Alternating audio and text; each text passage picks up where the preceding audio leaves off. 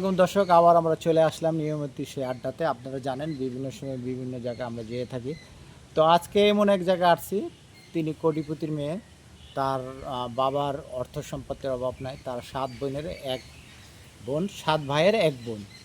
তো এই বাড়িতে আমরা আসছি, আমাদেরকে স্ক্রিনে আমরা লক্ষ্য করছি যে ভাইয়া, তো আপনারা তো দেখি আপনাদের চ্যানেলগুলি, তো আমরা নিয়মিত দেখে থাকি। তো আপনারা যদি একটু আসতেন তো আমি একটু উপকারিত হতাম।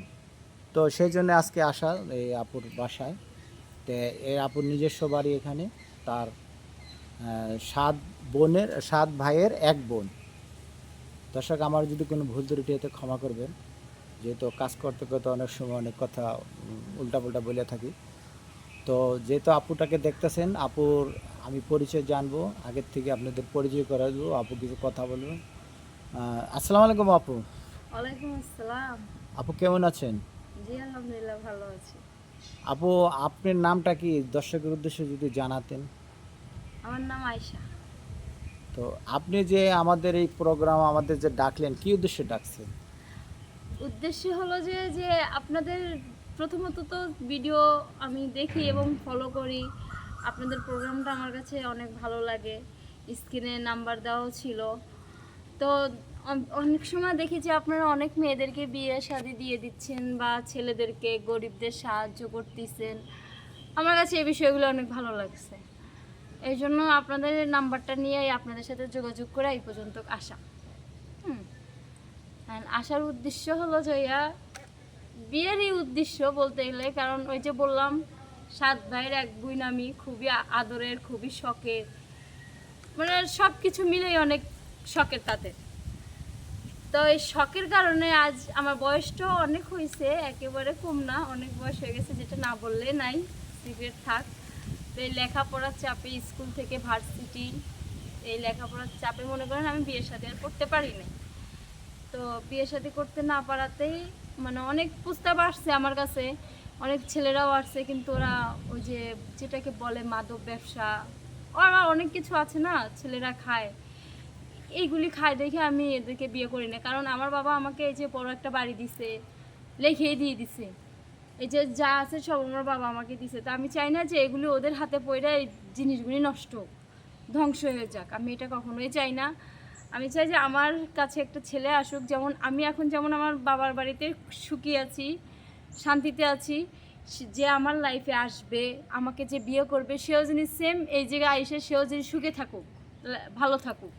আমি শ্বশুরবাড়িতে থাকতে চাই না, আমার জামাইকে আমি এখানেই রাখতে চাই। বেশি এটার কারণে আমার বিয়ে হচ্ছে না, কারণ আমি শ্বশুরবাড়ি যাইতে চাচ্ছি না।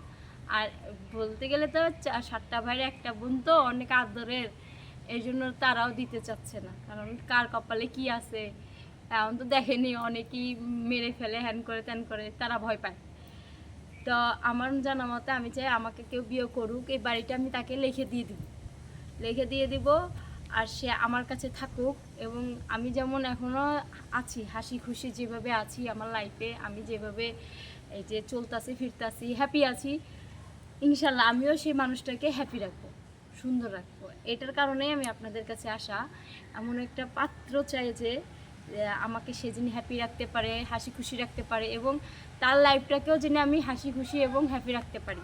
সে যদি গরিবও হয় হোক, অসুবিধা নাই, তাকে আমার আমার বাড়িতে আইনা তাকে আমার মতন করাই তুলি, এটাই।